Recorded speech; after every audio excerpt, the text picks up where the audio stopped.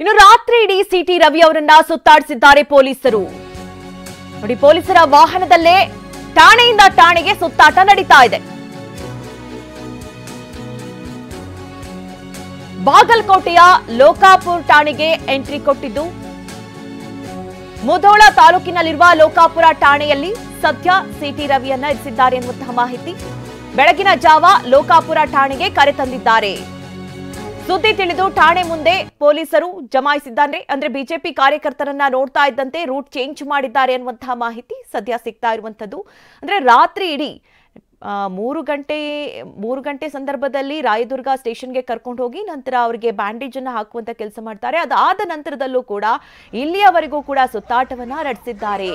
ನಂತರ ಬೆಳಗಾವಿ ಬಿಟ್ಟು ಬಾಗಲಕೋಟೆಯ ಲೋಕಾಪುರ ಠಾಣೆಗೆ ಕರ್ಕೊಂಡು ಹೋಗಿದ್ದಾರೆ. ಅಂದ್ರೆ ಮುಧೋಳ ತಾಲೂಕಿನಲ್ಲಿರುವಂತಹ ಲೋಕಾಪುರ ಠಾಣೆಗೆ ಕರೆದೊಯ್ದಿದ್ದಾರೆ. ಬೆಳಗಿನ ಜಾವ ಲೋಕಾಪುರ ಠಾಣೆಗೆ ಕರೆದೊಯ್ದಿದ್ದಾರೆ ಎನ್ನುವಂತಹ ಮಾಹಿತಿ. ಅಂದ್ರೆ ಒಂದ್ ಕಡೆ ಅಲ್ಲಿ ಬಿಜೆಪಿ ಕಾರ್ಯಕರ್ತರು ಈ ವಿಚಾರ ತಿಳಿತಾ ಇದ್ದಂತೆ ಅಲ್ಲಿ ಹೆಚ್ಚಿನ ಸಂಖ್ಯೆಯಲ್ಲಿ ಸೇರಿದ್ರು. ಈ ಕಾರಣಕ್ಕಾಗಿ ಪೊಲೀಸರು ಕೂಡ ಅಲ್ಲಿ ರೂಟ್ ಚೇಂಜ್ ಮಾಡಿದ್ರು ಅನ್ನುವಂತಹ ಮಾಹಿತಿ ಕೂಡ ಸಿಗ್ತಾ ಇರುವಂತದ್ದು.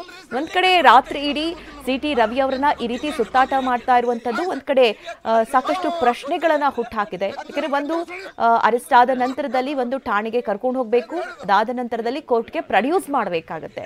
ಆದ್ರೆ ಪೊಲೀಸರು ಯಾಕೆ ಒಂದು ಭಾಗದಿಂದ ಇನ್ನೊಂದು ಭಾಗಕ್ಕೆ ಸಿಟಿ ರವಿ ಅವರನ್ನ ಸುತ್ತಾಡಿಸ್ತಾ ಇದ್ದಾರೆ? ಈ ಬಗ್ಗೆ ಸ್ವತಃ ಸಿಟಿ ರವಿ ಅವರೇ ಪ್ರಶ್ನೆ ಕೂಡ ಮಾಡಿದ್ರು.